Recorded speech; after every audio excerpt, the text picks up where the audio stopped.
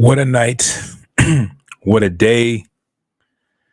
What a day. What a day. What a day. What a day. Thank you guys for joining us for another edition of Wrestling Talks and Thoughts. I'm your host, Haheem the Dream, and the Big Bad Booty Daddy! Yo, what's going on, yo? Yes, sir. We are here with you guys right now. What a week for wrestling. I just give me a few moments. I'm sorry. I just gotta get ready, because we got to talk about some things here. We got to address some things. A lot's been happening in wrestling.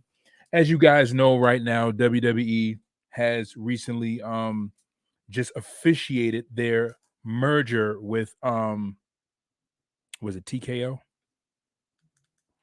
Sports? The merger that was supposed to happen with UFC. And now they're at a place where they're figuring out how they're going to be moving going forward. And what's happening right now is they're cleaning house.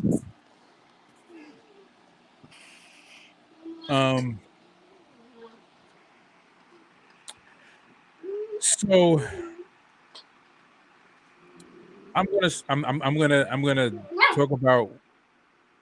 So this is the Thank You Ziggler show.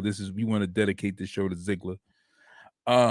But I was in the chat because I wasn't in the chat too much this evening, and I believe it was either you, Ant, or Travis post. Was it Travis? Hold on a second.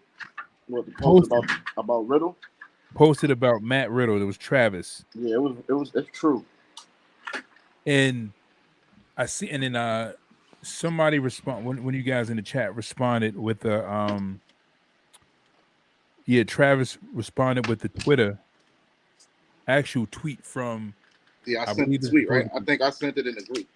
You sent it in the group? I see Travis's. Travis is the last one that sent it. Oh, I put it in the main chat, the group page, the Facebook page. Yeah, Sean sent it. Yeah. This is wild. You kind of expected that. Riddle got something going on right now. Don't you have like something that happened to him in the airport or something? What just happened with him in the airport? Did he get cold drugs in the airport or something? You know what? I don't know what happened. They're not saying, right? They're not saying. I read the article, but I forget exactly what happened in the airport. I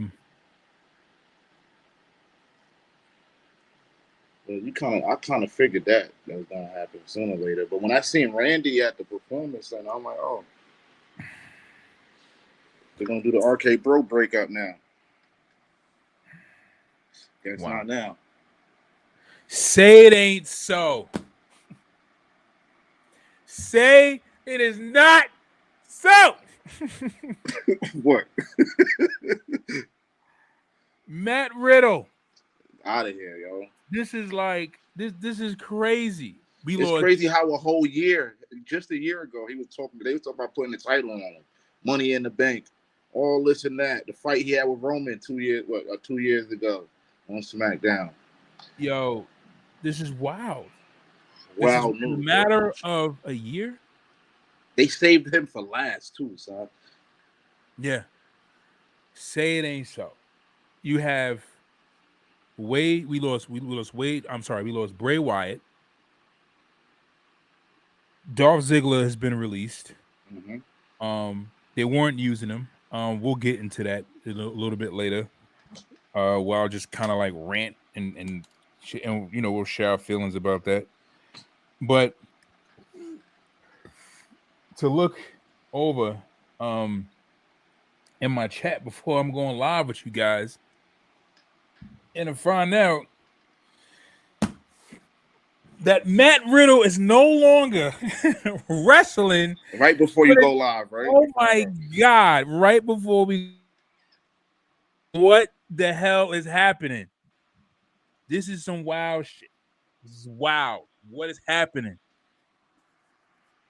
I don't know what's going to happen to him because he can't go back to MMA because he's suspended from there. You know, Dolph Ziggler, I still feel something. I still feel some kind of way about, but you know, there's still some hope for Ziggler. I mean, if Ziggler wants to go to AEW, he can. And again, Dolph Ziggler provided a lot of great moments. We already kind of knew at the and at this point in Dolph Ziggler's career that that Vince McMahon has wasted his time and his talent in a lot of different angles that shouldn't have been. When Drew McIntyre wore a WWE World's title, it should have been Dolph Ziggler. Before Kofi Kingston even had a world title, it should have been Ziggler. Ziggler did have a world title before Kofi, but I mean, as far as instead of Moxley too, don't forget Dean Ambrose. Instead of Dean Ambrose, most of all, Dean Ambrose. Instead of Jinder Mahal. Jinder Mahal. You know, what's that guy name? Zach Swagger. Jack Swagger. Jack Swagger. I said Zach. Jack Swagger. I mean, people who were preferred over Sheamus. Daniel Bryan. You know, I at that time, not at that time, no. Right. True indeed. But there were just so many people. You know, I even say AJ Styles. Like, how did AJ Styles come out of the blue, and then Vince McMahon is impressed with AJ Styles, who's a little shorter than Ziggler, a little smaller than Ziggler, and yet Vince McMahon puts the belt on him for a whole year. I expected that, though. AJ Styles had the hype. He had the hype. And Vince, you know, and when Vince know about you before you come in, you are somebody, because look what he does with former talent that comes from Japan. Vince knew nothing about him. You don't think so? It's a fact. Dixie Carter sent him a highlight tape. She sent it to him probably afterwards he came, but he didn't know as far as hype, like as far as after that Rumble appearance, he looked into it. When he seen why, he probably was wondering why all these people cheering for this guy. I'm telling you exactly what I heard from the back from the locker room. What was rumored. Vince didn't know Vince didn't know much about AJ Styles. He just knew he was a great performer. He heard words about him. Because again, it's always been rumored, and it's always been like one of the biggest things that's been mentioned is that Vince McMahon does not look at AEW. He does not look at TNA. He doesn't look at all these other promotions. He don't. Vince is completely tunnel vision with WWE. He does not go out looking at every other promotion. And when AJ Styles came in, he didn't know who he was. He knew about the acquisition. He knew about the signing. But as far as like seeing his in-ring performance and, you know, knowing what he could do in the ring, he didn't know anything. Yeah. And then after seeing his performance and seeing that he was over with the ring, as a matter of fact, the rumor was that Vince McMahon thought that him getting that loud pop was just like everybody just kind of like just, you know, being happy that this new guy came in. And actually, Vince didn't think it would last so long. Yeah, he was surprised. Yeah, so I guess Vince started to kind of like really open up to the idea of like maybe this guy's over. And then push him. But think about that, right? AJ Styles is over, right? Mm-hmm. He comes in. You got Dolph Ziggler, who was over in WWE, with the whole everybody in the crowd was chanting Dolph Ziggler. We want Ziggler. We want Zack Ryder. Chanting these guys. And Vince didn't do anything about it. But for some reason, he's seen it fit to do the same, to do that, or give that push to AJ Styles. You know what I'm saying? Not hating on AJ. AJ definitely deserved it. Well deserved. We're happy for that actually happening, because AJ is a great performer who deserved that. He gave Zack Ryder his WrestleMania moment, and then took it away.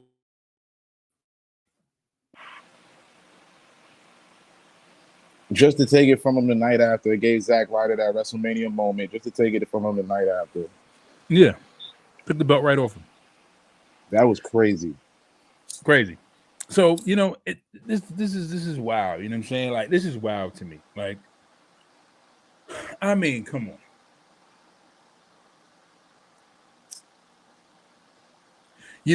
This is wild. Like again, and it's just like it was a waste. You wasted this guy. You wasted him.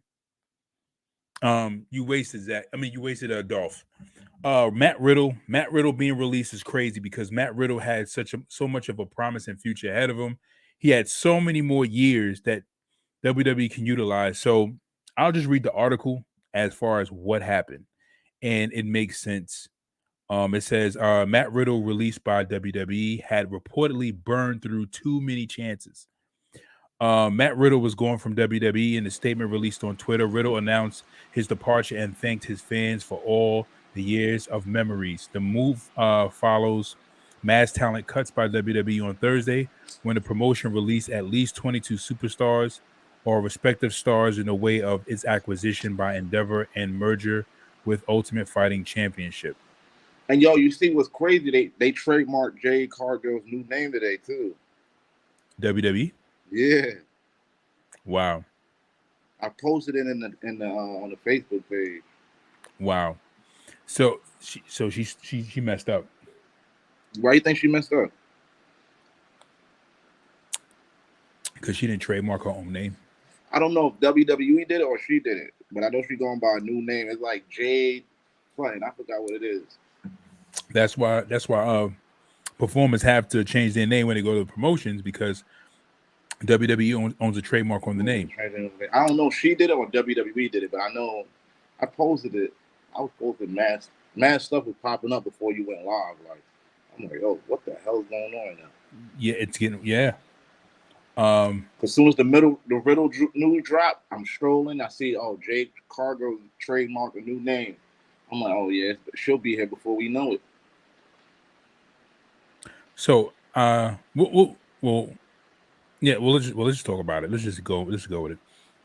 So I'm hearing that this is not a rumor, but this is what I think it was either Vince Russo. Vince Russo and his oh god, wonderful ideas. Yeah. Vince Russo. Vince Russo, former WCW champion. Yeah, don't forget that. Don't forget that. Vince McMahon made sense, but Vince Russo did not make any sense at all. He just popped up out of nowhere with the belt on. Like, what? I'll be champion. Like, what? Anyway, I mean, but he popped up out of nowhere, but it was a whole whole cage match. Anyway, terrible angle behind that. Terrible angle. So I believe it was either Vince Russo or somebody else, but there was a suggestion that Jade Cargill that they wanted her to act as a bodyguard for Austin Theory, like China. Sounds like something Vince Russo would do. Sounds like something Vince Russo would do. When Sean and Triple H had the idea. What about, not to cut you off, right? Uh-huh. Not Austin Theory. What about Grayson Waller? A bodyguard for Grayson Waller? Yeah. Yeah. Because as he's coming up, Theory's going down. That's why they had to team them together tonight. And they had to give Theory the pin to get that heat back, yo. King Reezy, what's up, King Reezy? See, they gave Theory the pin tonight. Theory pinned Butch, right? Or they trying to build Theory. Yeah, that's why and it's not in working. Putting him a Waller now, that might be a good tag team. They might be the next tag team champs. You never know. When he came, the funny thing about it is, like, when he came out and he did that angle with Rock last Thursday, I was like, oh wow, they're trying to build him. He's been in the ring with every legend, bro. With every legend. He's been in the ring with Taker, right? Nah, not with Taker. But he's been in with Cena, The Rock. Who else? Austin. He was in the ring with Austin? Austin stunned him. When? I think Raw 1000, I think. Or 30. Wow. No, Raw Triple X. I'm sorry. Wow. Yeah. Yeah, they building theory, and they're doing it in such a way where it's like they're working him through it so they could find out what works on him. What's up, King Reezy? What's going on, brother? You know, they're trying to find out what works on him. But when I seen that angle with the Rock, and when I knew, knowing that Rock was coming out, and then he came, and then I told y'all that was gonna happen. What? When he was gonna come out, I put it in the group chat. I said, "Yo, Rock is on game day and game days in Denver." I said, "Yo, Rock coming out tonight." Yeah. Why was the Rock out there? It was for Deion. Deion Sanders. Yeah. Oh, they loving Deion right now. 3-0, baby. They love. Well, I hope they go all the way, man. They loving Deion right now. Deion. I'm telling you, they looking like the BET Awards at the Colorado football games. Yeah, they better keep the same love for Deion, man, after this situation, because I hate to see how they treat him if he start losing. Right, but I'm just glad that he's doing it, man. That's good. But what was I saying? We were talking about Theory. Theory. And how I always said how hot he was going to be, and y'all always doubted me. That's what we were saying. Yeah. Lies. Y'all all doubted me. I was telling y'all for the longest. The lies you tell. When he was when he was with Johnny Gargano, I was telling you. The only person. Oh wait, Johnny Gargano. You know what? You're right. You're absolutely right. You are right. Yeah. You are right. You're absolutely right. I ain't gonna. You know what? You're right. You're absolutely right. 100% right. You was like, yo, they were saying that Austin Theory is the next John Cena. You was like, yo, he's the next big prospect. They was like, they're gonna put a build on him. And then I was like, no, they're not. Yeah. You're right. You're right. You're 100% right. And I'm like, 100%. Yo, he's the man. I'm like, yo, he's the man, bro. Yeah, you're right. And then, you're right. And then when he came up to, when I actually seen how he was working in WWE, I was like, this guy gets up on the mic, he's comfortable. Mm-hmm. He's comfortable. He's comfortable. He can work it. I'm like, he has something. You know why I think he got that from, sir? Not to cut you off. When that little time he spent with Seth. That little time he spent with Seth Rollins when he was the Monday Night Disciples. Yeah. When they had AOP and Theory. He had AOP and Theory in his faction. I love that faction. It could have worked if it wasn't in the pandemic. What about when he was with The Way? Yeah. The Way was too comedy. It was too comedic.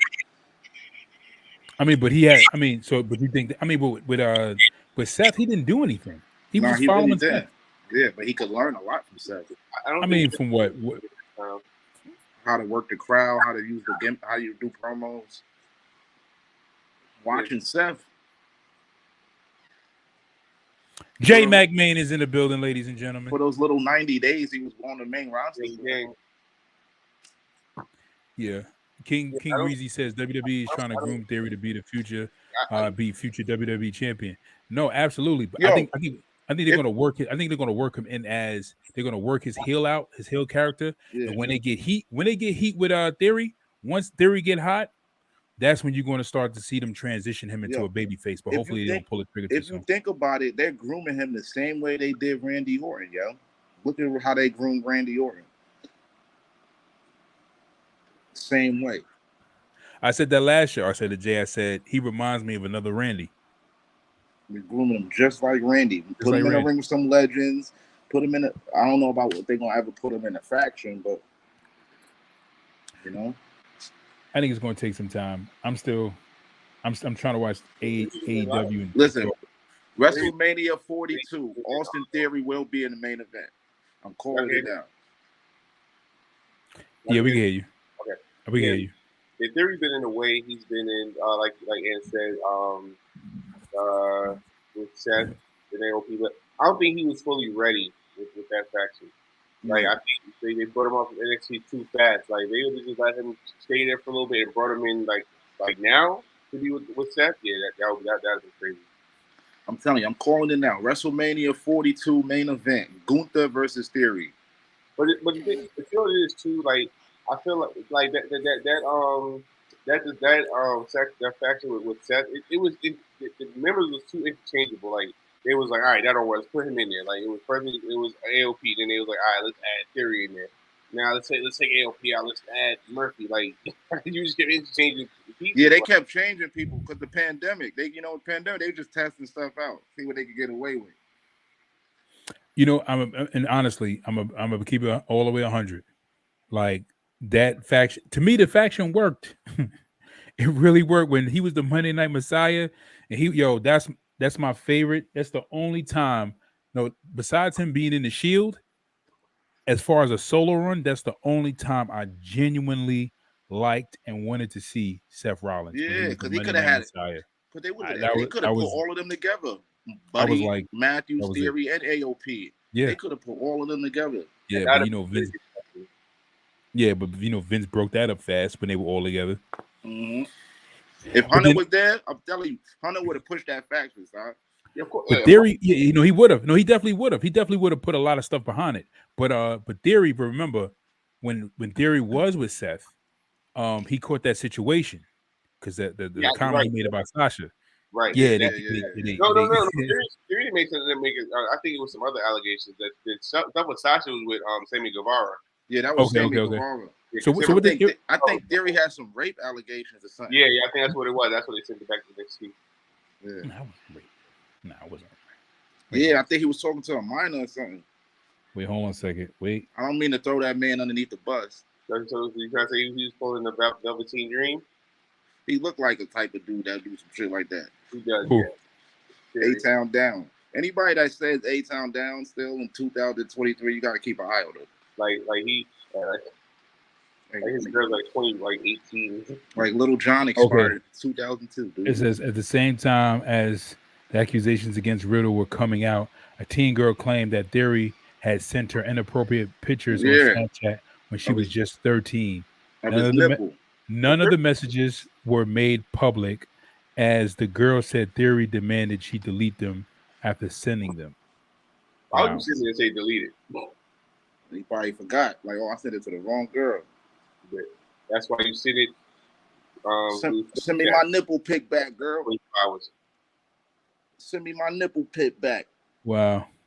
Theory needs to be with he needs to be a leader of a faction, though. Like, I'll put him with Grayson Waller, and then since AOP is back, give him AOP. Forget it. Or give him Jay. Like I said, put Jay with Grayson Waller. Do something. But if you're gonna put him in faction, give me Theory, Grayson Waller. Yeah, I think if you put AOP, bro. I think if you put Jade with Theory, I think it'll be too much like what is it, the Metaphor? Damn. The thing on NXT. Yeah, I think it'll be too much like that faction. Yeah, but they goofy in Metaphor. They are. Metaphor. They on NXT. Oh, they're a faction. Yeah, you got to catch up, man. You got to watch 2.0. 2.0 is nice now, Si. Is it better? Yeah. It's Noam Dar. I forgot the other guy's name. They're getting back to their old roots. I'm telling you. The other girl. They're going to do a takeover in New York soon. I feel it. That means Triple H got something to do with it. Because what Sean was doing, I don't know. But I honestly feel like all of it Sean was to move money around for Jade. And, you said what? All that, bro. What are you talking about, Jade? No, Jade. Listen, they didn't need to fire 20 wrestlers just for one superstar. More is coming, Si. They moving money for MJF. But the crazy part about it is, if you really, really think about it, as I said yesterday, everybody that got released outside of Riddle, and Ali, none of it was seen on that TV for like months. Yeah, that's true. You know what I'm saying? Right. So it's like, those guys are involved in a heavy storyline. So now they were really not being used. They was like, we got people that's on budget that they're not doing anything. Like Dana Warrior. Why was Dana Warrior on payroll for so long? Yeah. Because she hands out an award at Mania every year. They can bring her back and pay her for that one night. Well, I know what they do is with the people who are not seen on TV, they use them in dark matches when they do live events, and then also they use them for training upcoming superstars who are going to the main roster. Yeah. So they use them. They still use them for development. They wasn't doing that with Dolph. Dolph was too busy on being the elite. He was. Dolph that in his comedy. He has the time off anyway to do his comedy thing. And he didn't, he didn't put back Nia Jax. So They got a lot of moving around to do. Rumble. And they make it. I'm telling you, they're making money for 2024 too. Well, so wait, hold on a second. I heard that. So what I heard was the rumor is that before Dolph got released, they actually were trying to offer him a backstage production role. Yeah, and he turned it down. He said no. Robert Roode accepted it when they gave it to him. Yeah, and But- Dolph said no to his, and I guess they decided to release him. And he's like, all right. But if he goes to, if he goes to AEW, I'm watching AEW. Are you? Yeah. Are you? You just saying that. You just saying that. I'm not. If Dolph Ziggler shows up, He'll be there in 2 months. He'll be there in 90 days. He said it about Punk. He said it about Daniel Bryan. He'll be there. No.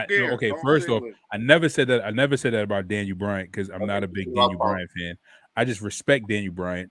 But I did say that about Punk though. I did say that about Punk because I like Punk. But and Punk's toxic personality. I don't know. I'm gonna. If Dolph Ziggler shows up, I'm gonna watch it. Reason being is because I want to see what they do with him. Look, for how long? 2 weeks now? You know what? Don't knock a man for trying, man. I mean, come on. Listen, I'm trying. All right, Jay. Give me something. I'm trying. So just I'm trying. So just because you bring Dolph in is not going to change the biggest issue you have with AEW, and that's their production. That is true. True. But the thing is, all right. So King Reezy says, so far we just got a happy meal. We got more coming. I'm telling you, MJF 2024. There's a lot of people that's supposed to get let go. He's gonna leave after the push that they give him right now. Hell yeah. Yeah. He's showing WWE he could be a babyface. That's why he agreed to be in the babyface. He's auditioning his free agency right now. He's like, I could do whatever y'all want me to do. I could be a heel. I could be a babyface. And then look, Will Ospreay too. We got 4 months until Will Ospreay. Will Ospreay's not going to WWE. I don't know. They're not going to take him. Vince they're not going to take Will Ospreay. Vince is gone. I'm telling you. You know what? I'm bugging. You know what? They may take him because So that's the other thing. We got to talk about Vince McMahon. Apparently, or seemingly, or the rumor is that Vince McMahon is somewhat making his or somewhat saying his goodbyes. From what I heard, the rumor is, or you know what? Let me just get the article. And they said he's walking with a cane right now. Oh, really? Yeah. Yes, I heard that. So we're gonna leave Fabio Kennedy McMahon because he looking real Fabio-ish right now with the mustache. Yeah. Vince. Mm-hmm. Oh wow.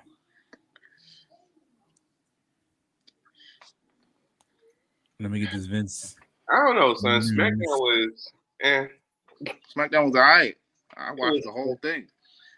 EO and Oscar was putting me to sleep though. I kept falling asleep. I think. Yeah, I had to run out real quick. So I came back at like 9:30, and I trying to skim through. So I kept waking up. I'm like, damn, they still fighting. I'm like, damn, how long I was asleep for? Went back to sleep. Here we go. Woke up. They still fighting. All right, here we go. Yeah, them in the Street Profits and Mysterio and Santos had a long match too. I was fast. I'm like, damn, they still fighting. All right, here we go. So some of the best news are pretty much the best news that we're getting concerning this whole merger. Speculation on Vince McMahon's potential WWE exit following UFC merger launch of TKO. With the merger of WWE and UFC into TKO Group Holdings, Vince McMahon once ironclad grasp on WWE is slipping. Dan Premek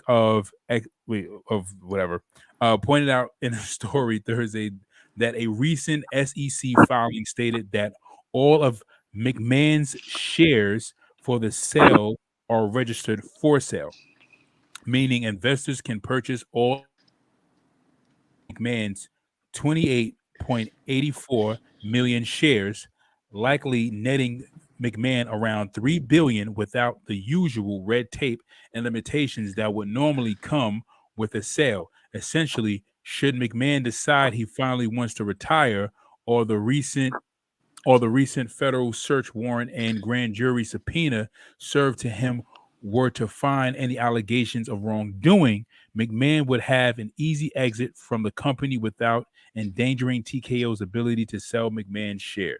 I'm gonna tell y'all exactly what that means. What that means is that the reason why he had to put up those shares is because they have something on him, and it's too much. It is too much to risk to find out that they actually found some wrongdoing on him and find him guilty of what he's done, especially too in much grabbing vaginas. Me Too era. Yeah, and then they find out, okay, so this guy sold, a few of his shares, and he doesn't own the company, but he's still on the board and still has this amount of shares, and he's still working and he's still employed there.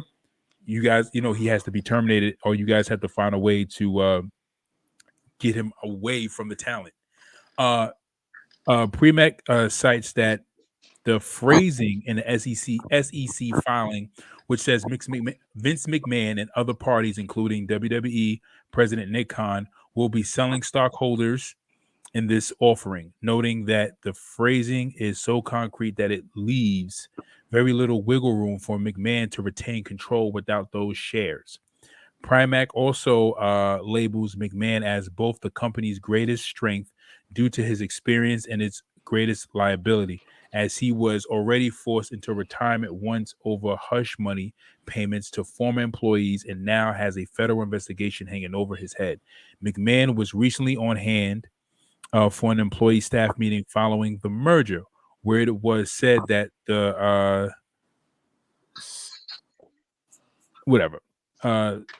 Septuagenarian, that's a college word, Septuagenarian executive looked frail. They came to the podium before addressing the staff. And so you know what that means, right? You know what that sound like? It sound like once Vince leaves, it's not too long before we hear he going to pass. We may hear that he passed because WWE's his life. Well, the thing about it is Vince really ran on WWE. Yo, Vince has not missed one show since he started producing. Not one. Every live event, every pay-per-view, every event they had, Vince was there in the gorilla. He's at NXT, he's at Smackdown, he's at Raw, he's at every event. Every event. Vince has not missed it. He wasn't at Black and Gold shows. No, he was there. He was? He was there. He was there. I found out, I read the articles. They said Vince was at every show, every live event, every pay-per-view, every show you can name that WWE has produced, he was there. Yeah. All the time. In gorilla. Yeah. So that WWE is his heart and soul. So once WWE is taken away from him and he solidly goes into retirement and he can't touch his product anymore, and he's a man that has to sit and deal with his life and deal with what he built and reflect on what he created and not touch it anymore, and then actually have to kind of not really be attached to his product. Because we've heard stories of guys who it's weird. It's like you got guys who retire and they live out the rest of their life till they're old and they pass. But then there's some guys who will work until they're in their 60s and 70s. They'll still work a job, whether it be a paid job or they'll have a hobby where they're doing something. And then once that thing that they love gets taken, once that thing they love to do, they stop doing it. A few months later or a few years later, they pass. It's crazy, but even if Vince leaves, I think he will be paid for the rest of his life. Yeah, they saying that the value of his shares, his 26 shares, is worth $3 billion. That's $3 billion in his pocket. Then he just make $9 billion for selling. He did, but for whatever shares he had left, it's an extra $3 billion. His 28.8 million shares, which is a small percentage of the remainder of whatever was sold, because he's not a large majority holder. He showed I'm sorry, he sold the pretty much a large majority of what he owned. So I believe he had about because he had about 60 no, was it 51 or 55 or something like that shares in this company, and the rest was owned by stakeholders. That's why he had a board, because remember, like in the early 2000s, I think it was, he opened up stock for purchase in WWE. And when he opened up stock for purchase, that's when he made even more money and doubled his money in WWE, because people brought into the stock. So it brought in WWE more money. He was able to, do a lot more and maneuver with that money. Yeah. But he still owned majority. I know Triple H and Stephanie had some stock in the company, but they ain't got what they on the board, but they ain't got what he had. He was a large majority holder. He sold a portion of it. So now this last portion, which is 28.84, and I could be wrong because that may have been part of the sell. But what it's saying in this article is that this last portion, which is the 28.84, which is marked around $3 billion, will be his last of the shares. That's crazy.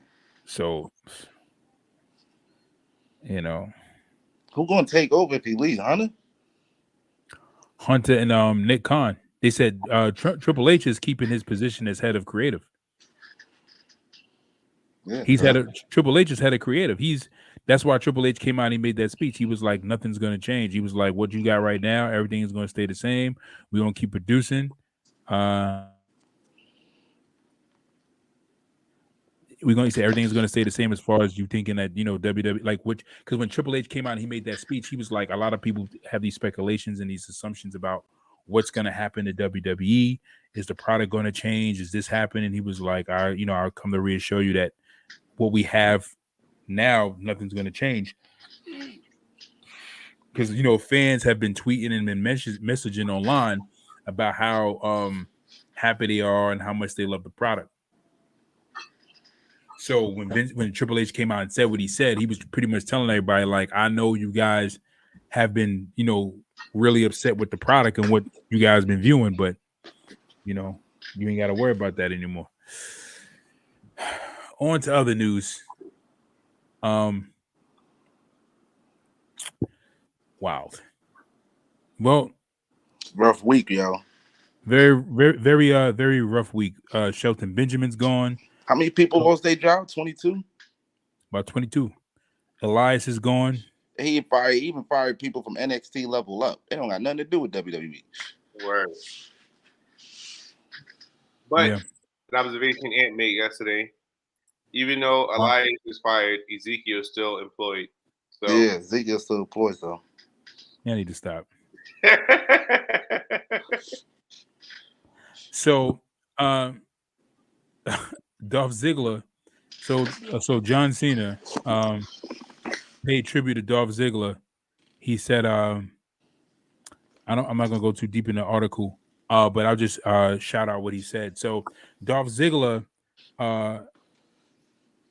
John Cena went on social media and said 1,554 matches at Dolph Ziggler, and he just kind of put it out in respect. For those of you who don't know, Dolph Ziggler had in second place to Kane the most matches in WWE. That's crazy. As an in-ring performer, had the most matches. Kane beat him by 300 matches. Kane had 1,800 matches, the most matches in a professional wrestler's career. Dolph Ziggler, 1,500. That's crazy. Second highest. And they still didn't want to put a world title on him. Ridiculous. I mean, they did. Then he caught the concussion. What, they gave it to him twice, right? They gave it to him twice. The first time was just the cash. No, the first time was when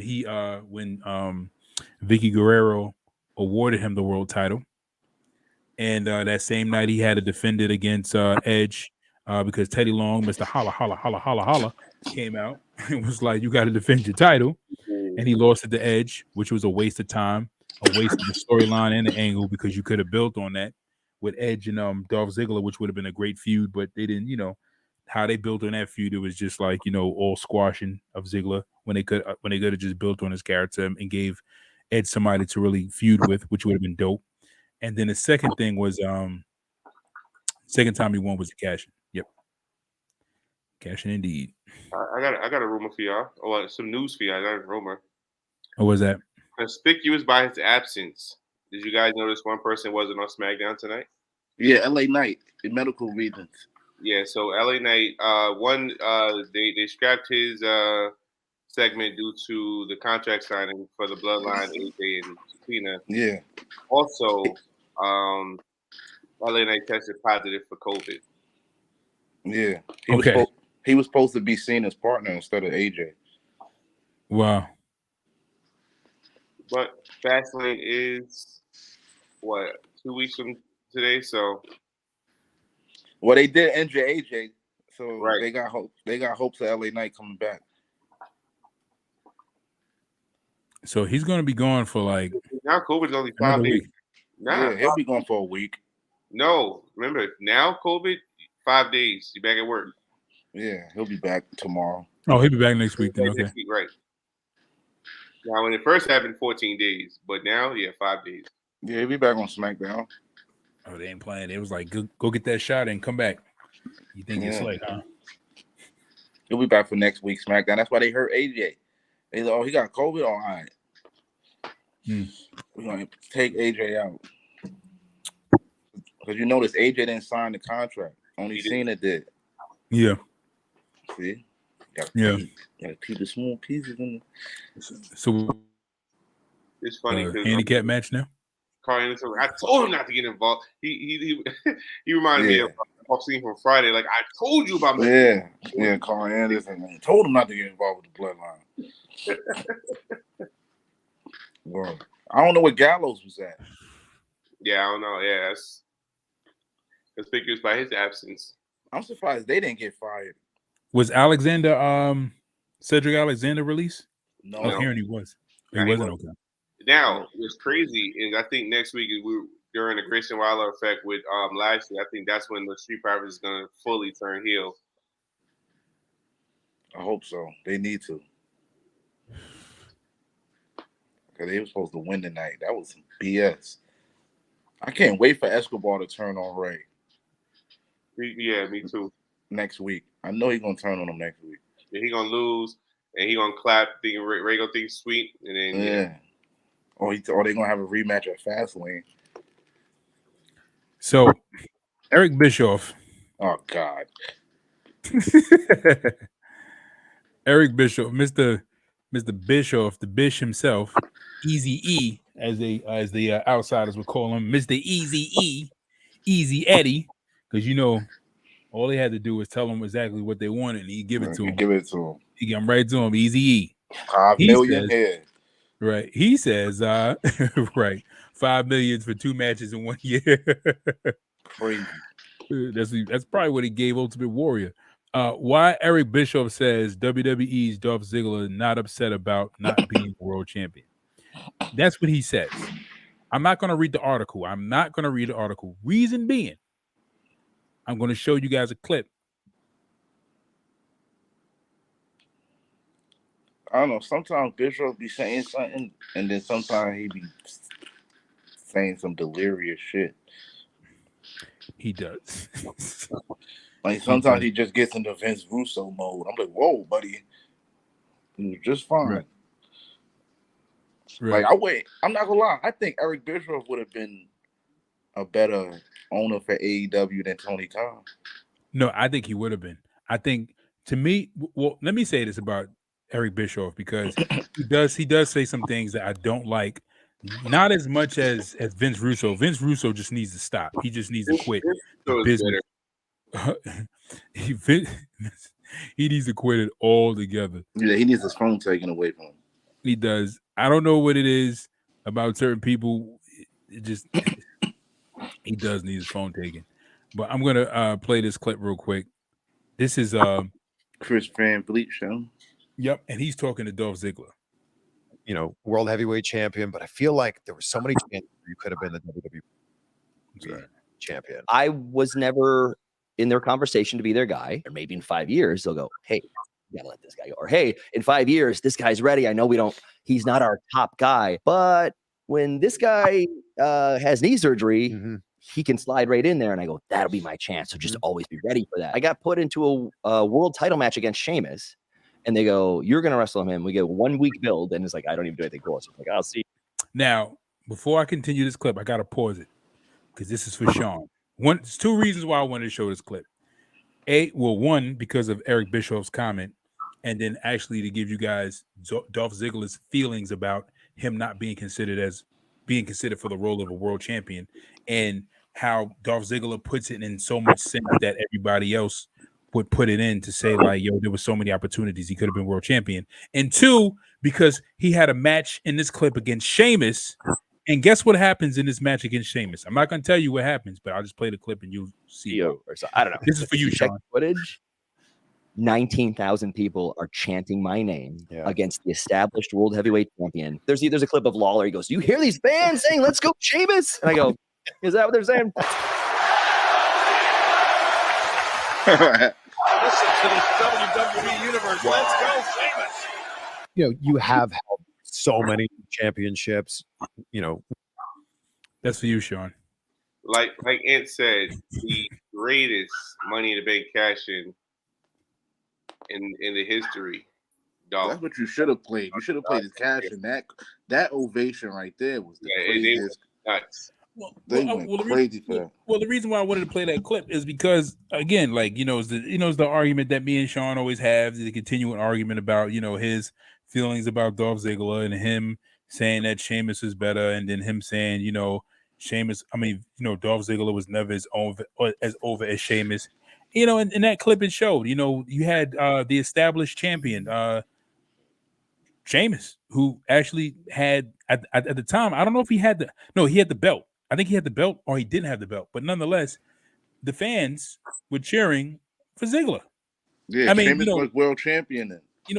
Jerry Lawler was deaf, apparently. That old age was affecting his hearing, where he thought that the fans were saying Sheamus because he couldn't hear well, but he was trying to gaslight in commentary saying you hear the fans cheering for Sheamus because at the time, remember that's when they were piping in sound, and the person who's supposed to be over, they wanted you to cheer. They try to force you to cheer for him. That's when Vince was going through that whole thing, right? His own delusional stage or whatever phase of just trying to sheep everybody. And in that clip, you see the fans cheering for Dolph Ziggler, not Sheamus. Not Sheamus at all. This is for you, Sean. And this is the moment that Sean should be tuning in and should be seeing who was actually over. Right, but at the same time, too, you got to that was my train of thought. What? No, it is what it is. Ziggler was over. You was about to give some credit. You was about to give some Sheamus. You was about to give some credit to Sheamus about something. No. He said no. He said, "Did you say I yes?" I wasn't giving credit to Sheamus. I forgot where I was my whole train of thought. But okay, all right, good. As long as you wasn't trying to ride the Sheamus train with Sean, I'm cool. Don't buy no tickets for that train. I'm about to say that's what. See, if Dolph would have stayed like that, that's when fans was loving him. That's when once he turned to HB Ziggler, that's when he was like, oh, come on, Dolph, like, you know what I'm saying? Then he wanted to, because he had the zigzag and the famouser and the sleeper. And we was like, all right, that's Dolph. But then when he took over the super kick and he started wearing the pants like Sean, and I was like, oh, come on, Dolph. Like, so, like, but if Dolph would have stayed with the tights, you know what I'm saying, in his finishers, or if he would have changed his finisher, cool, but not the super kick. Why not, man? Yeah, go back to the zig. I mean, because when he was using the super kick as just a signature move and not a finisher, it was just like, it was cool because it just looked like, it just kind of fed into the look of him being like the next Shawn Michaels. But when he started actually doing the sweet chin music, I was just like, oh man. I still feel the number one overused move in wrestling right now It's the super kick. Right. And the thing about it is the zigzag is a dope finisher. It's a very creative, dope finisher. It was like, yo, that was unique. Like, that's a dope finisher. Like, use that. I love the zigzag, but he don't use it as much. He started using the zigzag at the end as like a signature move and using Sweet Chin Music as his actual finisher. Right. Now my thing is like if Ziggler would have pulled out Sweet Chin Music every once in a while, it was like, and he was doing it once at one point. He was doing it once in a while, but then he just started doing it often. And I was like Ziggler, and I kind of felt like Ziggler was just like, you know what, and I guess Ziggler kind of felt in his mind like, if you guys backstage don't want to take me out of this box of being Shawn Michaels 2.0, then you know what, I'm just going to be Shawn Michaels 2.0 and wrestle the same way, and see where that goes. And I guess that's what he decided to do. But I'm just like, no. I was like, listen, bro, pause. Pause. I'm gonna pause what I'm about to say. Go back to the tights. I mean the trunks. Go back to the trunks. Take off the tights. Go back to the white boots you had. Cut the hair. Put the mousse back in your hair. Go back to that Ziggler. The Ziggler. It would have been, exactly what Jay's saying. That's the Ziggler. You said what? You know how long it took Dolph to grow his hair like that? So you know what? So then moose that long hair, because when he wears it, huh? I think WWE. I don't know what hair products they use, but Dolph for years, Dolph had the curly hair that would not grow past his neck, and then at some point he just got long locks. So even AJ was he had the soccer mom hair like Jericho called it. And after he just came out one night, he just had long hair. We're like, wait a minute, where'd that come from? I don't know what hair care products the WWE has, but shout out to them. They need to probably just grew his hair out, or unless he put a weave in. He probably got extensions, like Hogan. Wait, hold on. I thought Billy Gunn retired. No, he came back. Yeah, he came back. What? Also black. See, hold on, anybody be happy. So, so the House of Black kept teasing them. They kept beating up their claim, and then Billy Gunn came back. No, I'm sorry, Mr. Daddy Ass came back. Yeah. It was like, you know what? I thought I had this guy locked away for a while, but he's back. So at all out, he was like, "You guys aren't fighting Mr. Daddy Ass. Y'all got about to meet the badass Billy Gunn." So yeah, they retired Daddy Ass. So badass Billy Gunn is back. There's no more Daddy Ass. So I was like, wait.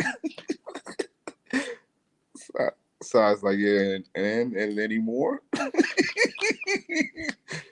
I'm trying to figure out why he left his why he left his boots in the ring. He left his boots in the ring like he was retiring, and then all of a sudden, 2 weeks later, he's back. Is what?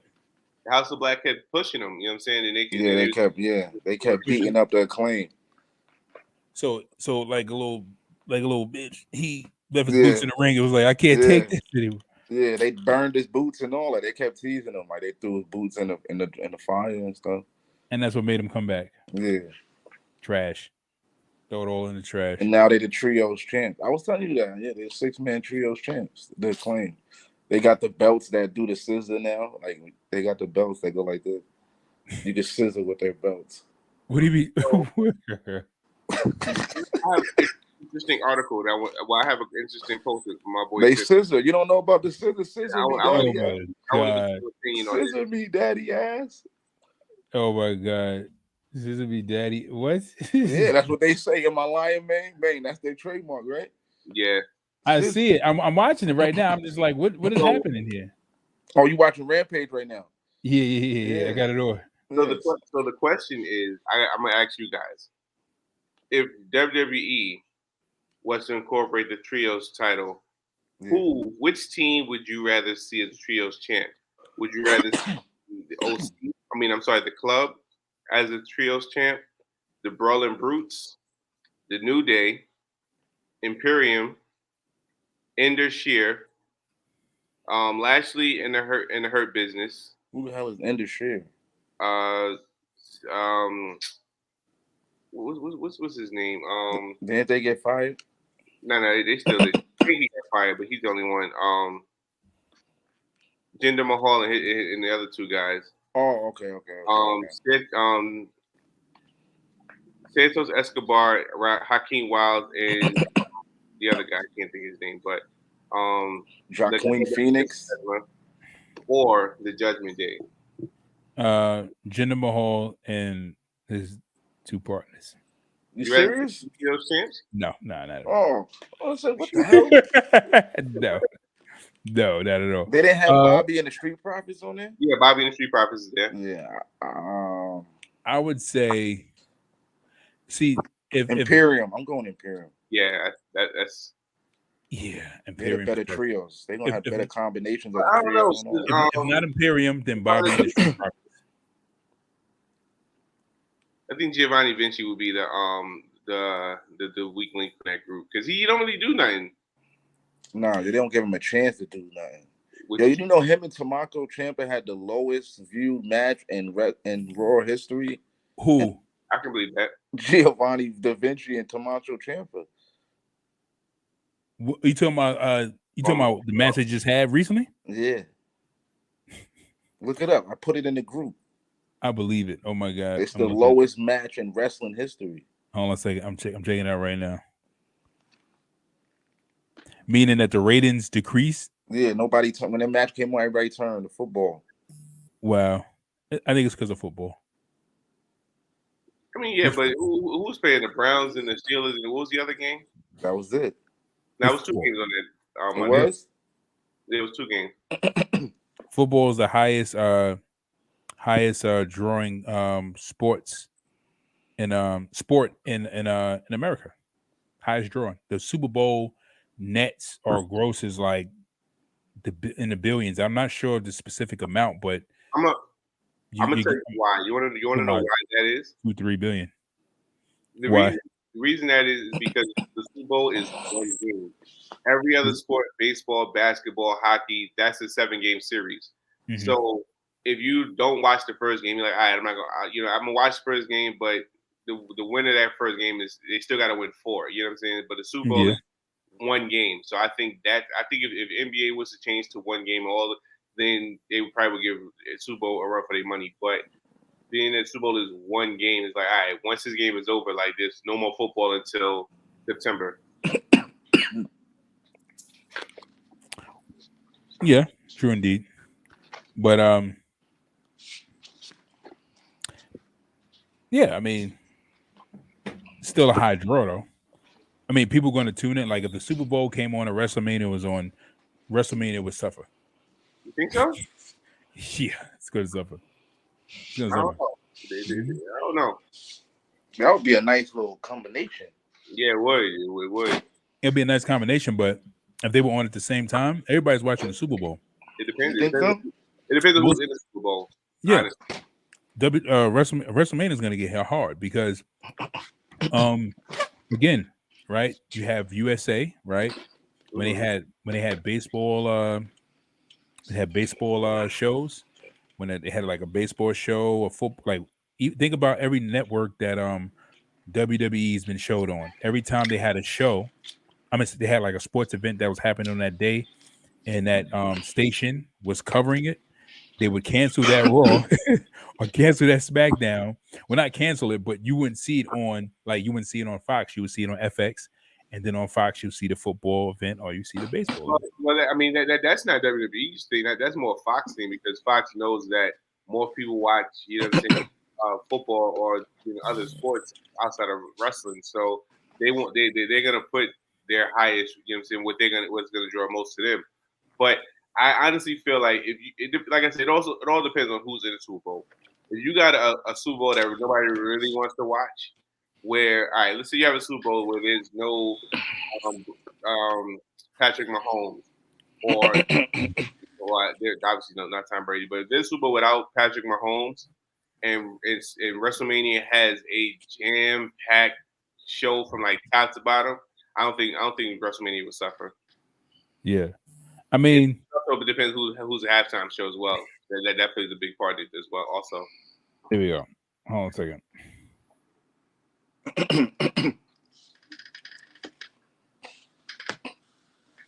Let's say, for instance, I know Sean's gonna be mad about this, but let's say you got the Eagles versus the Giants.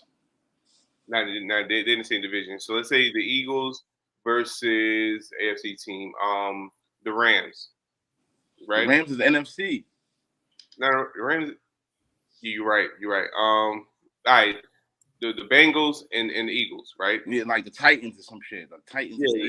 Let's say the Bengals. Let's say the Bengals and the Eagles in the Super Bowl. But then at that same Super and WrestleMania, the same night, you got Rock versus Roman. Do you really think that the Super Bowl is gonna get more draws than WrestleMania? Yep. Absolutely not. I'm about to pull up the numbers for you. You said Rock Roman, maybe for Cody Roman, psych. But like I said, nobody like. Yes, the Super. I mean, it'll be the Super Bowl, and people watch it because it's the Super Bowl. But with those two teams, like unless you're a diehard Eagles fan, or like if those are your team, then yeah. But if there's no like star in the Super Bowl, you know what I'm saying? I think Mania will have no problem. Here we go. Let's go. How much revenue did WrestleMania 38? This is only 38, right?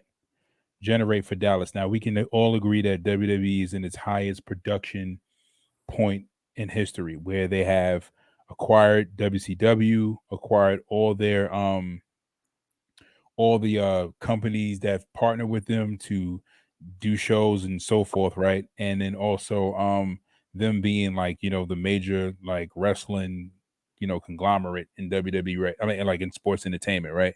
WrestleMania is WWE's flagship premium live event of the year. This year's event, this is like, you know, last year. I'm sorry, this year. I'm sorry, it was last year. I'm sorry, it was 2022, which took place over 2 nights ago, April 2nd and April 3rd, and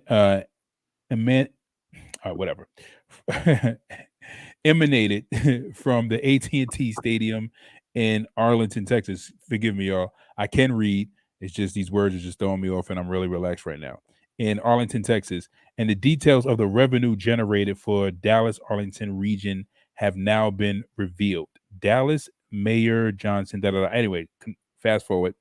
They have confirmed that WrestleMania generated $206.5 million in economic impact, right? Okay. Let's stop right there. Hold on a second. Now let's go to the Super Bowl, right? This is on average. How much money does a Super Bowl make? The Super Bowl makes around 66.5 million in ticket sales for the NFL, and that's just the tickets to the big game. Advertisers pay nearly $7 million to run a 30-second commercial during the Super Bowl, right? In broad terms, the Super Bowl generates around 14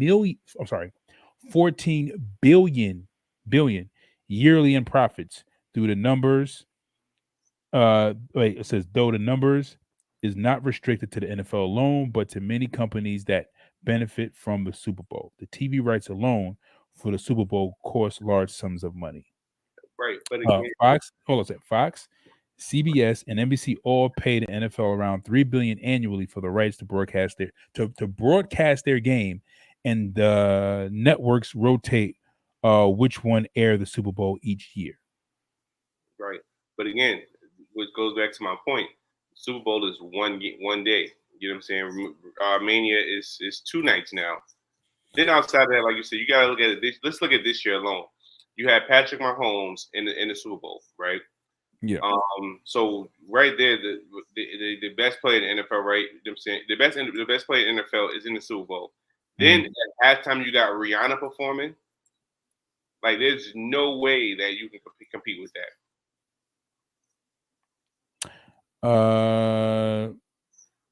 You said there's no way that WWE can compete with that. Not with that combination, no. But again, let's just say you got, like I said, you have those 2 teams I mentioned earlier in the Super Bowl, and Mania is 1 night instead of 2, and the halftime performance is, you know what I'm saying, somebody that's not pop, somebody that's not, you know what I'm saying, super over. Then I guess you have a legitimate beef, but like I guess just the halftime show alone, people tune into that. You know what I mean? And like you said, people watch and see the Super Bowl is a tradition now. People watch the Super Bowl for the commercials. People watch for the halftime show. Mm-hmm. You know what I'm saying? 'Cause, 90% of the time they got big stars, whether it be Taylor. Like I said, this year was Rihanna. Last year I forgot who was last. No, last year it was Shakira and what was that 2 years ago? But anyway, yeah, like the Super Bowl always have a big star. You know what I'm saying? Performing. No. Last year was 50. Was Dr. Dre and 50. The year before that was Shakira. So King Reezy said WrestleMania needs to go back to having big performances at Mania. I mean, yeah, like now. But again, Jay, it's not gonna WrestleMania. I'm sorry, WrestleMania is not a major.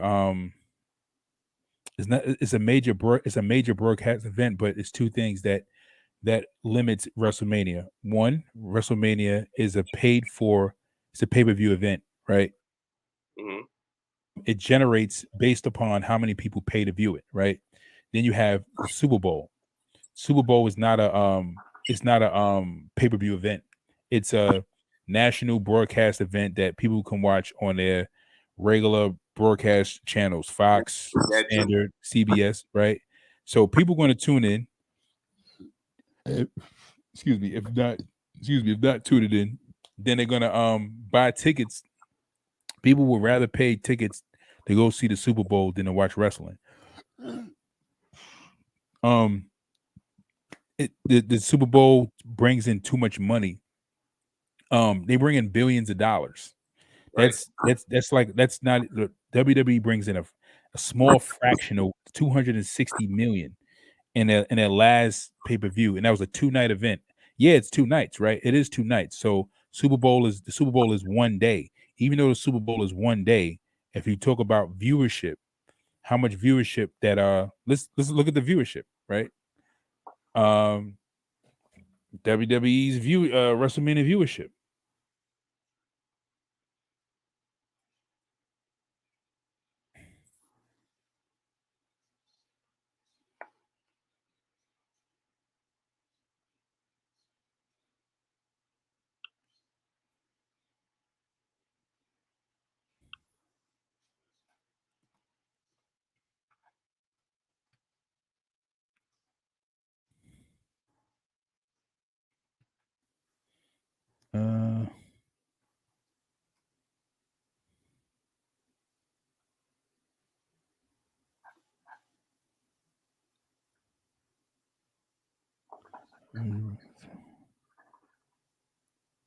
Okay.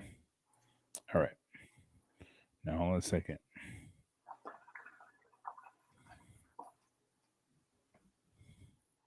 Super Bowl viewership.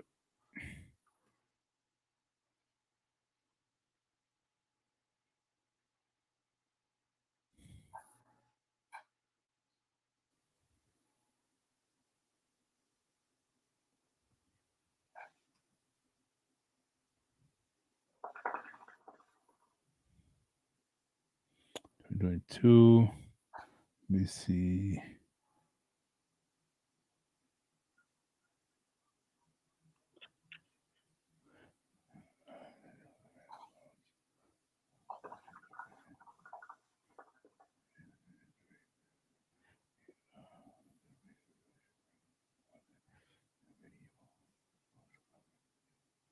Okay. Hold on a second.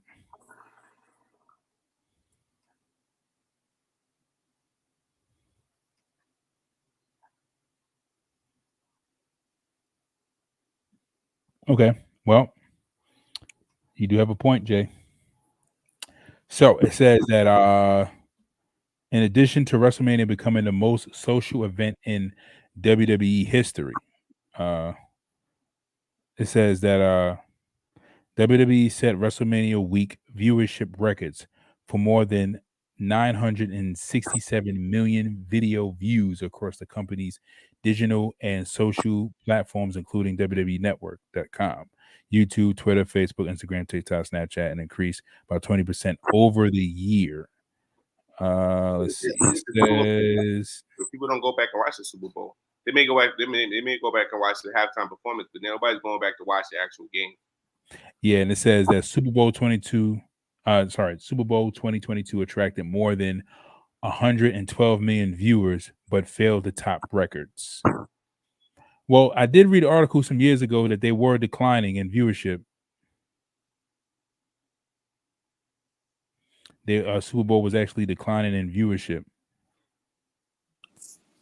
My fault. I had a phone call. Now it's all good. Y'all still talking about the Super Bowl and the in WWE? Yeah. I think I agree with Si because you go rewatch them WrestleMania as soon as the Super Bowl go off. But yeah, we just established two different things. WWE is going to Super Bowl pulls in more money, but the WWE pulls in more viewership. Oh. So so Super Bowl brings in about 16 billion. WWE brings in about 200 and something million in WrestleMania buys. Right. So my point, Ant. All right. Let me ask you a question, Ant. So, how many times have you gone back and watched a WrestleMania match? Probably like once a year. How many times have you gone back and watched the actual, not the halftime performance, but how many times have you went back and watched the actual Super Bowl? Never. Exactly. Never went back. Let me go watch Super Bowl 32 now. Maybe highlights, but not no full game. Is it me or these women in wrestling getting thicker? I don't. What's happening? Who's on there? You, Chris Ratlander? Nah, that's Statlander. She fought earlier. Who's that? Sky Blue? I think it's Sky Blue. Some girl with blue on. Yeah, or Kiera Hogan. Is she black? No, they both. One looks like she's Asian or Latino. Another one is definitely white. She got blonde hair. Yeah, you probably it's Rampage. I'm waiting for the Bucks against the Embassy for the 6-man title. The Hung Bucks. I'm sorry. The Hung Bucks. Oh man. Oh god. Yeah, the Hung Bucks. King Reezy says, "Do you think WrestleMania might change in the future to a non-pay-per-view like the Super Bowl, where they just air it on TV?" If it gets to that point, then that's when wrestling is really big. That's when it's big. Well, did they air WrestleMania on NBC? Yeah, if they air it on NBC like the Super Bowl, because with commercials though. Because the reason being is because it's going to be a longer show. And if it's a 2-night event, you can air commercials because it's a 2-night event. Remember that one time 3 hours apiece. They did do that one time on instead of playing Smackdown one night, they played the Mania review. I mean replay. I think it was the one when Shawn Michaels retired and the one with The Rock and Cena too. They did it twice. Yeah, they play. When I was young, they used to play WrestleMania on NBC, and like NBC, they showed like a WrestleMania replay. They showed Hogan versus Warrior. Right. They gave it for free. Right. All right, y'all. You out? Yeah, I gotta go take care of some stuff. All right. All right. Later. Yeah, they did a WrestleMania replay before. I mean, if they do it to that point where you got like whatchamacallit, you got like WWE taking money from major broadcast networks like the Super Bowl.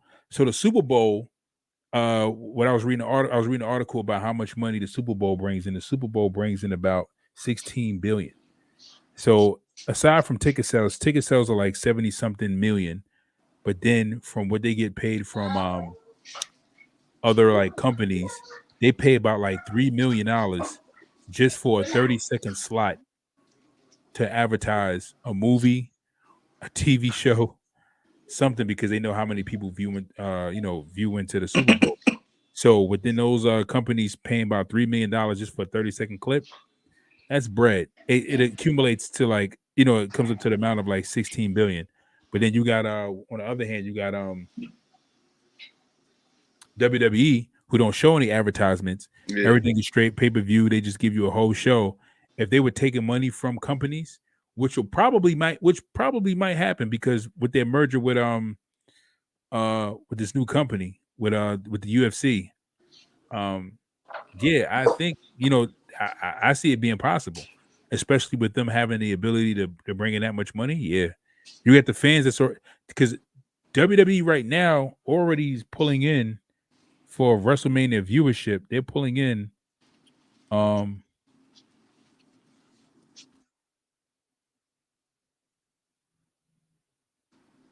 they're pulling in 960 million video views across the company's digital social media platform, including WWE. Is Network. that just YouTube? You know what? I'm bugging because I didn't think about that. What I didn't think about was change that one too. What I think about was that this is 960 million video views across the company's digital and social media platform, which means that this is the amount of views that the event has accumulated over the year. 960 million video views across digital platforms, which means not the actual day of. So I'm sorry, Jay, I got to take that back, because that's across the streaming platform. So if you're talking about, I can post a video today and then come back 2 weeks later, and like today I'll post a video, I get like 1,000 views, come back 2 weeks later and I got 20,000 views, you know what I'm saying, or 100,000 views. Right. That's because it's you can replay it. Somebody who didn't see the clip can watch it. But if we're talking about the day of, I still think the Super Bowl will get more views than WWE, because even though we have a lot of wrestling fans, there are more people who are into football or into sports than they are into WWE. So I take it back, Jay. Sorry, I didn't think about exactly what I was reading. Now that I processed it and thought about it, I was like streaming it. Like, we're talking about a streaming network. We're talking about something that you can rewatch versus something that's being watched on that day, the day of. But Jay has a point. She has a point nonetheless. Well, what you think? Well, what you think is next for Mustafa Ali, son? You think he's gonna be all right? I think what he may probably try to do is probably try to go to AEW. He may try to go to another. I think if he don't go to AEW and he still tries to move on with his career, he may wind up in TNA. Hopefully get a world title shot or X Division title. Potentially being pushed like Rich Swann was, because Rich Swann. I'm telling you, TNA would be a good fit for him. That X Division is fire. I mean, yeah, it would work for him. It would definitely work for him. And then Wesley, and they said Wesley supposed to go back over there too. To what? TNA? Yeah. That's where he came from? Nah, but that's where all the rest of his faction is at, the Rascals. Oh, wow. Yeah. And his former tag team partner is over there too. King Reezy said, since UFC and WWE has merged successfully, do you think that the USADA could be involved with WWE since they're part of UFC? Potentially, yeah. I mean, right now, sky's the limit, being that WWE is pretty much open for major companies to have a part and a stake in it. Yeah, potentially. Yeah. You said so. Wait. So what happened? So what happened to his partner though? I mean, he got accused. He had that rape allegation. Remember? Oh wow. Yeah, he did have the. But that's what I was thinking in my head, but I didn't want to just say it out loud and just think that that's what it was. But okay, wow. So he did have that. Wow. And they just let him go. Yeah, they just let him go, and come to find out the wife was lying. Oh yeah. He was the one that had the No, domestic violence. My fault. It was domestic violence. Yeah, he's the one that had the wife or the girlfriend that lied on him. Yeah, about hitting him. Wow. Yeah. That was messed up, man. Wesley came from Impact.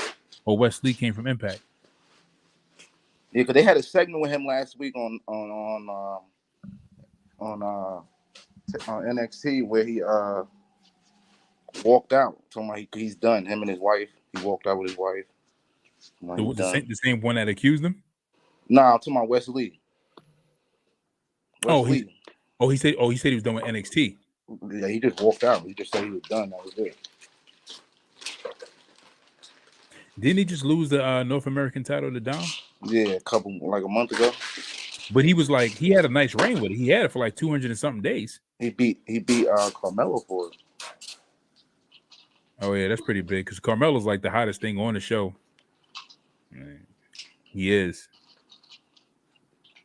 Braun is still on the show, right? Yeah, he a heel now, major heel. But who's the champion? Melo. Oh yeah, Melo's the champion. I'm bugging. What am I saying? But he probably about to lose to Dragunov. He about to fight Dragunov again. Who, Melo? Yeah. Nah, Melo's the next Shawn Michaels. He's about to fight Dragunov again, though. I don't know. Nah, Melo's the next Shawn. You think so? I seen it. I was just like, yeah. Dude, look how they booking him. Because whatchamacallit, the dude that he's with is like another Diesel. Yeah, but he's not with him no more. Oh, right? Yeah, they split ways. Why? Because he said he felt like he was in Melo's shadow. He was. So Melo told him, go ahead, go do you. Melo's like, yo, I never looked at you as a sidekick. Yeah. I think they're saying that. I think it's being promoted that way, or he feels that way because it never put him in a place of really getting any. Because he isn't Melo's shadow, but he's right though because it never really put him in that place to really get getting a world title or being pushed to have a world title run. That's a fact. I mean, now look, Trick got hype behind the crowd. Love Trick. Trick got hype now. So by itself, he's good. Yeah, he good. Trick is good. He all right, yo. He gonna be all right.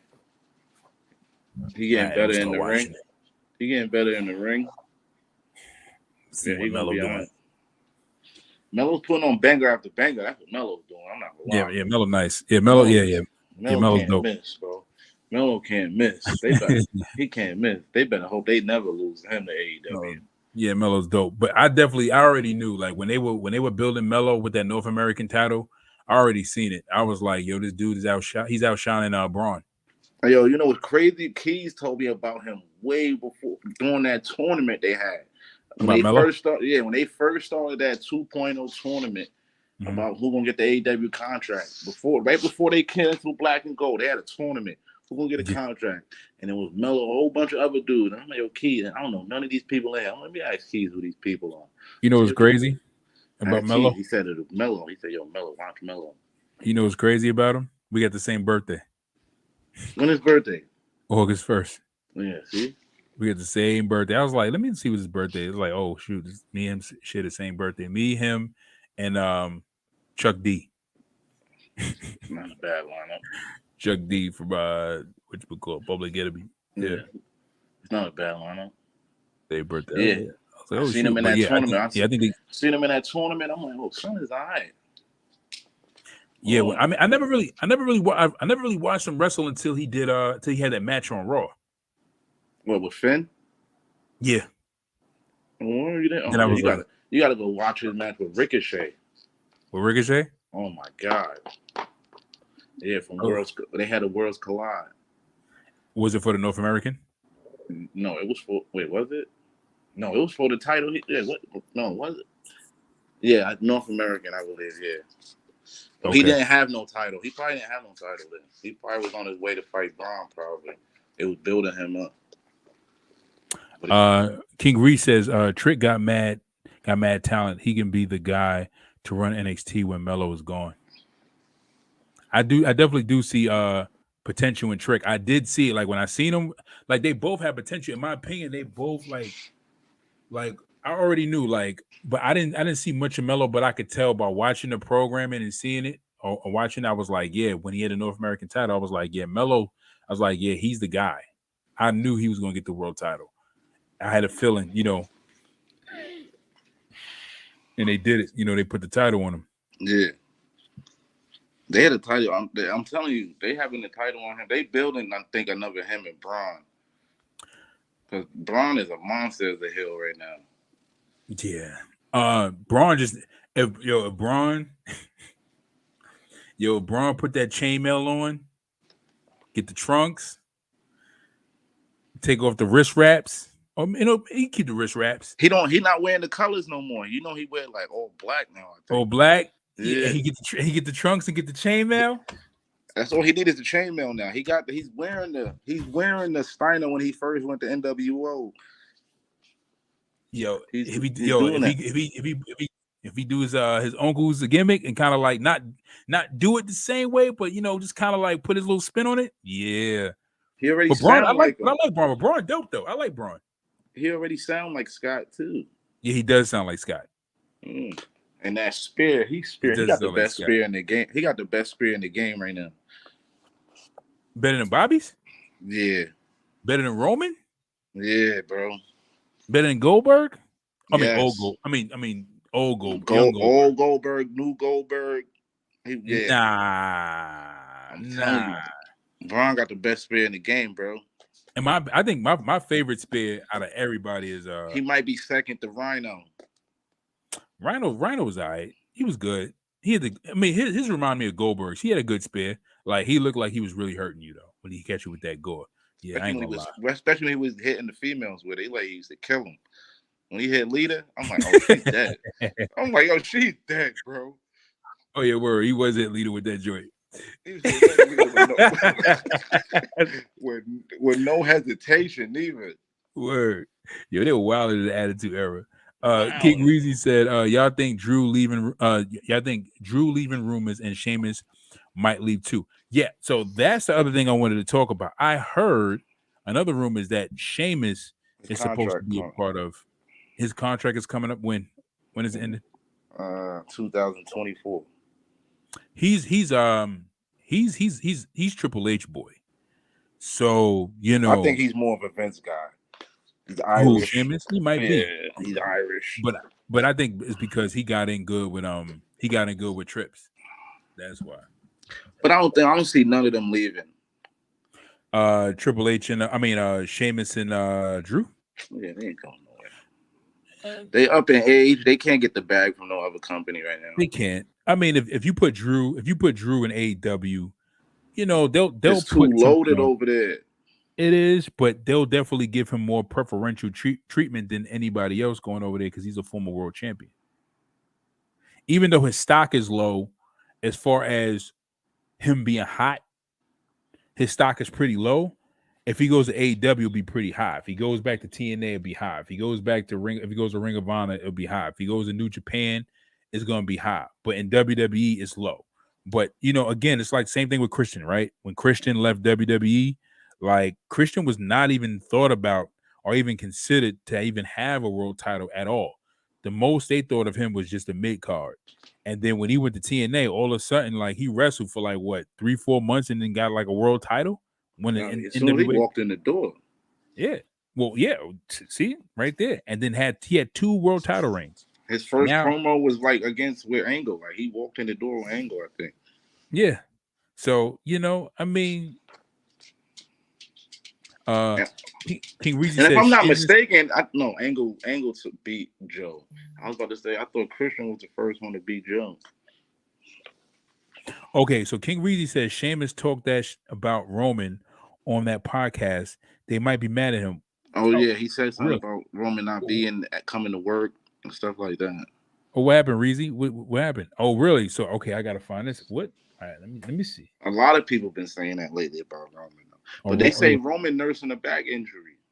Yeah, right, exactly. But you know what? But I understand that frustration because you got again. It's something that I think this is a statement that. I mean, Seth is nursing a back injury, but Seth is always there though. Yeah, and he's a world champion, and he's not doing the same thing that Roman's doing, where he's trying to build himself to be this main attraction. I mean, Roman is not a main. Roman is a main attraction, but we talking about Austin level or Hogan level or John Cena level. As even the John Cena level, I would even say John Cena. I would say like peak CM Punk level.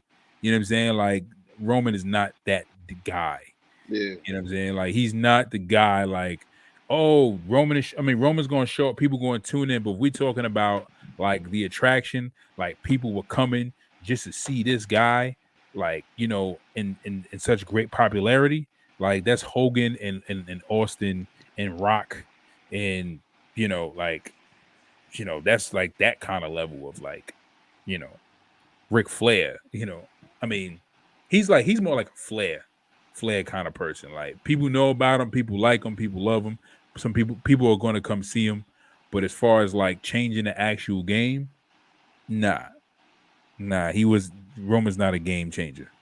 He's not a game changer. That's, you know, there's only 3 of them that came, like, well, let me say 4 of them that came out of WWE. Let me 5. I'll say 5. Hogan, Austin, The Rock, Triple H, CM Punk. What, game changers? Game changers that changed the culture of WWE. Changed the culture.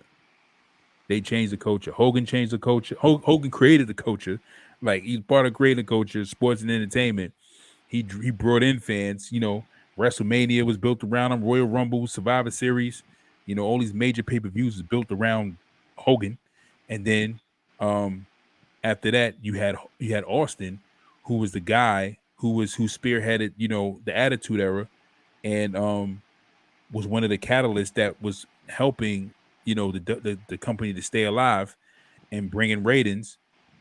And he had that WrestleMania with Mike Tyson, and then also because of him being a great performer, you know what I'm saying, like, it helped WWE garner the ratings that they need to garner, even though he wasn't. He helped contribute to that battle, to help them win that battle. You know what I'm saying? And he was an attraction. Austin's a main attraction. Austin is so loved to the point where people put up wrestling polls online and they put Austin against any superstar you name. I mean, superstars who've accomplished more, like Hogan, and people vote Austin because they love Austin like that. Austin is so loved that people like LA Knight because he sounds like Austin. Like, it's just Austin gets so much love. And then who's the other guy? Yeah, CM Punk. You know what I'm saying? Like, when WWE was going through their decline and they going through their, like, you know, terrible ratings, CM Punk came out, he dropped that pipe bomb. People started viewing, like, people started coming back to watch it just to see what CM Punk say and what was going on. Who's the other person? The Rock. The Rock, you know, he went from being one of the greatest in-ring talkers to being a Hollywood movie star. Like, the dude is the highest paid actor in Hollywood. From wrestling to the highest paid actor in Hollywood, that's not easy to do. Like, we see with Batista and John Cena and Hogan. Those 3 guys try to do it. They try to make the transition. You know, John Cena successfully made the transition. Batista successfully made the transition. Hogan didn't successfully make the transition. And again, those 3 guys never became the highest paid, but they're high paid though. The Rock is the highest paid. Like, he changed the game. Yeah. And then you got who's the other person? So King Reezy is saying Ric Flair. He said, let's not forget Flair. I mean, what, Flair about what though? What, Flair changed the game? I mean, Flair. Yeah, you gotta put Taker in there too then. I mean, and you gotta put Buff Bagwell too. You need to stop trolling. You stop Buff Bagwell. You know, why don't we just put Disco Inferno in there? Alex Wright. Alex Wright. You gotta put some people in there. You know what I'm saying? Why would we just put Alex Wright in there? Horace Hogan, you know? Horace Hogan. Raven. Some Raven in there too. Or maybe Norman Smiley. Ric Flair was one of those guys. So you begin to see you see the difference between Hogan and Flair early. I mean, not early, but some people forget about this. Flair is very well respected. He's one of my favorites. He's probably like one of my top 5, or he's like one of my top 10, I would say, performers of all time. I put Flair over a lot of people. Even his promo work, I put him over a lot of people. But Flair wasn't Hogan. Flair was not Hogan. And there's two instances in history where we get to see the difference between Flair and Hogan. And you got to see it when Flair came to WWE, and then you got to see it when Hogan went to WCW. Flair was not Hogan. Flair was not the game changer. Flair was a game changer, but Flair didn't change the game. Like, he didn't shift the culture like Hogan shift the culture. Hogan shift the culture. And that's what I mean by like game changers. Like, Flair was a game changer, but Hogan shifted the culture. He shifted the whole culture of wrestling. Like, when Flair came to WWE, when Flair came to WWE and he was like a top heel, like, people didn't really know who Flair was. Some people didn't know who Flair was. They didn't know who he was. Hogan was a household name already. So Flair came in and even put the world title. Vince put the world title on the guy twice. And he tried to like build something around Flair, but it wasn't clicking. And that's why Flair left. Flair went back to WCW. Because of the South. He was only known in that region. Exactly. He was only known in the South region. It was his fault, though. Hogan talked about that. Hogan said that he was trying to get Flair to come to WWF for years. He was trying to get him to come, but he said he would never leave. He would never left. He says that. He said that. I was trying to get Flair. He was on a podcast. Okay. I forgot who it was, with Theo Von. I forgot who it was. And he was like, yeah, he was trying to get Flair to come to WWE for years. He said for years, and Flair just never wanted to come. Because he was saying that Flair would have been a big star. He said, how hard. He said, how hard he had to work to be the star that he was down there. Though. He's fighting 2 times a night and stuff like that. Yeah, he was saying all types of. Well, you're right about that though. Yeah, he was only known in the South, yo. And I have to give it up to Flair. Flair's that dude. Like, when I was young, I didn't understand Flair. When I got older and I went back and I watched this dude promos, I'm like, yo, there are guys, 90 to 98% of the wrestling roster, and I mean from the 80s to now, could barely touch Flair on a mic in a promo. In a promo, you could watch a Flair promo right now and love it. Flair was the man. He was. Like when he used to take his clothes off and start elbow dropping and stuff. Elbow dropping his jacket, getting mad, getting pissed off. Just thinking about Flair getting mad is hilarious. Flair was crazy. Flair, I love Flair, man, but Flair was not Hogan. It's like, there's, Flair, but Flair wasn't Hogan. When Flair went to when Hogan went to WCW, the ratings went up. Like you had the ratings went up by like 2 points, and I mean 2 points, like 2 million, like 1 to 2 million people started viewing in. It started going up when Hogan went to WCW. Then it started to decline. Then it went down. Then that NWO situation happened. Went right back up. Flair wasn't Hogan. Hogan is Hogan. Like, Hogan is Hogan. Like. But Flair, much love and much respect to Flair. I love Flair. You know what I'm saying? But yeah, like, you begin to see the difference. Like, you know what I'm saying? So that's why I'm saying, like, certain people, they shifted the culture of wrestling, where people who weren't fans or people who weren't tuning in, or people who had Would you put Roman Reigns in that category? Nah. Because Roman ain't shift the culture. Flair brought swag to the business. King Reezy says Flair brought swag to the business. He taught these wrestlers how to dress. He says, I agree. The NWO changed the game big time. And Flair taught wrestlers how to go broke too. Yeah, he did. He also showed them how to drink. How to drink. Flair drink you right under the table. How to deal with your marriage problems and get a new wife, Mm-hmm. Facts. But Flair, I mean, what was I saying? Oh yeah. So Roman. Nah. Think about it. Like, Roman's a game changer, bro. What did he change? The game. How? He made it. He's one of the only guys that had a long title reign like this, and how long? Since CM Punk, right? Yeah, that's a title reign. What does the title reign got to do with the coaches being shifted? Other than the fact that he's now reestablishing something that's already been done already. You got Bruno Sammartino, who held the belt for damn near a decade. you got Pedro Morales, who came after him, who held the belt for like 4 years, like 3.5 years. You have Bob Backlund, who came after Pedro, who held the belt for like 4 years. You got Hogan who came after Backlund, who held the belt for like 4 years and won his title reigns. You know, I don't know. I just look at Roman as a game changer. he's a game changer, but he ain't shift the culture.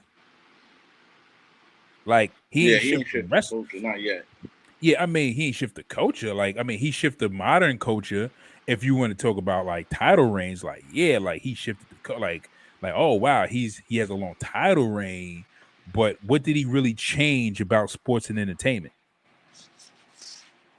Like The Rock left sports and entertainment and went straight into entertainment and became the first on-screen Hollywood transitional wrestler. That shifted the culture. That made a way for Batista and John Cena to transition, and Sasha and other wrestlers. You know, not to say that because The Rock wasn't the only one that did it. You know what I'm saying? Hogan was like the first, because when he started Rocky, that's what got him the name Hulk Hogan. That's what made him a household name. And then from there, you had other wrestlers like Rowdy Piper. Other wrestlers and stuff. I can't name them all, but there was other wrestlers who Junkyard Dog. Junkyard Dog was one. Hacksaw Billy Jim was another one. Like certain wrestlers out over the years would star in different movies and get different roles. But like The Rock, like when the Rock solidified himself in Hollywood as a high paid actor, then that's when Hollywood kind of really looked at wrestlers like, yo, okay, this is possible. And they got, Batista, because they have the look, they have the face, they have the muscle, they do an action movie. Oh, that's money. You know what I'm saying? That shifted the culture. That shifted the culture of wrestling. That he created a bankable avenue between wrestling and sports and entertainment. That shifted the culture of wrestling. Roman, what did Roman do? Not yet. See, not yet. That's what I'm saying. So you know what I'm saying? Like I'm saying, like he's like another person. Triple H. The reason why I named Triple H in that category, Triple H is now head of creative. He's a wrestler, a former wrestler, who is now the head of creative. But not only is the head of creative, beside that, he ran a whole promotion creatively that produced the superstars that we love and like now. But you know how he got all that though? Because he was boinking the daughter. He's married to the daughter and he has a close relationship with Vince. Yeah, he's boinking her. Yeah, but that's not necessarily because of that. It's not always because of that. And he gave Vince his only granddaughters, Yeah, but Shane got some kids. Got boys. He got boys. Okay, well, he got boys. Listen, just because he's married to Stephanie, that definitely contributes to it. But Vince has close people. 89% of it. Nah, I wouldn't say 89%. I wouldn't say 89%. I want to say because he already had a close relationship with Vince. Yeah, because of Sean. Sean had Sean, Diesel, all those guys had close relationships with Vince. And then Taker approved the relationship too. So, but what's the difference between Triple H and Bruce Pritchard besides the relationship? Huh? What's the difference between Triple H and Bruce Pritchard besides the relationship? Besides Triple H's relationship with Stephanie, what's the difference? Bruce Pritchard kisses Vince's ass. In their relationship with Vince. And I mean, what's the difference between Triple H's relationship with Vince and Bruce Pritchard's relationship with Vince besides Triple H being married to Stephanie? Because Bruce Pritchard is a highly respected creative booker and creator. Brother love. That's brother love. Exactly. He started out as a manager, but he has a close relationship with Vince, where Vince trusts him enough to say, okay, you can influence this decision. Same thing with Pat Patterson. Same thing with Jack Briscoe. You know what I'm saying? But I think the difference between that is that Triple H was like, yo, I can develop talent. I can do this. You know what I'm saying? Like, give and I can do this and I can prove XYZ. And that's what happened. King Reezy says The Rock brought more of a black audience to watch wrestling. Right. He did that too. That's also culture shift. He brought more of a black audience. But like I heard somebody made this comment, right? It was weird. It was the weirdest comment, right? And it was, I think it was on Facebook. They was like, not a weird comment, but they didn't know. And I knew they didn't know. And they sounded very young. I could tell they were young by that statement they made. They said the only reason why Triple H was a world champion or has become world champion is because his Stephanie. Had he not had a relationship with Stephanie, he would have never been considered for a world title. Somebody said that. And I was like, what? I was like, you got to be bugging. Like, what are you talking about? I was like, Triple H was considered for a world title reign way before he was with Stephanie. He was considered for a world title reign before the what was it called? The curtain call? Yeah. The curtain call. They were talking about him having a world title reign. That's what derailed his title reign, because he was supposed to win King of the Ring, and then they was going to push him in the heavyweight picture. But that derailed it. That set him back. So that was like a comment. So I was like, what are you talking about? So, but again, because he already had that relationship with Vince, where Vince seen him as one of the guys or a top guy. But nonetheless, even though he had a relationship, you still see great benefits of what he's doing. You can't deny what he's done with the black and gold and the wrestlers we got now: Shinsuke Nakamura, Seth Rollins, Kevin Owens, Drew McIntyre, Ricochet, Gunther, Matt Riddle. Well, not no more. Who else? Carmelo. Well, I want to say, because he's not. I think he the reason Dolph got him. I think he the reason Dolph got Theory. him. Who? Triple H. Yeah. Probably. I know for sure it was what's his name? Not Briscoe. What's the guy name? Pat Patterson. For sure. Like, for the world title reign, Pat Patterson always advocated for Dolph. He was to go to Vince. He's like, I don't know why won't you put the belt on him? Why won't you? And Vince is just like, I just don't see him as the guy. He's like, I just don't see it. And Pat Patterson's like, what do you not see? He's like, what are you not seeing, or what are you not kind of seeing that everybody else in the arena is seeing? Cheering for him. This is the last comment. We got to close up because we're going into 2 hours. He's King Reezy says he wouldn't have had as many as he had, but it's ignorant for anyone to say he didn't deserve a world title. No, that's true. But to say he wouldn't have as many as he has, well, I mean, the thing is that, well, when you go back and you, truth, honestly, King, like, that's, I can't say yes and I can't say no. Because I definitely do agree that, it could have skewed Vince's view. And then I could also say it probably didn't. You know what I'm saying? Reason being is because the main, like, when you, like, just listening to conversations, you know what I'm saying, about what happened or what took place around that time where they were developing Triple H and why they were developing Triple H, it made so much sense.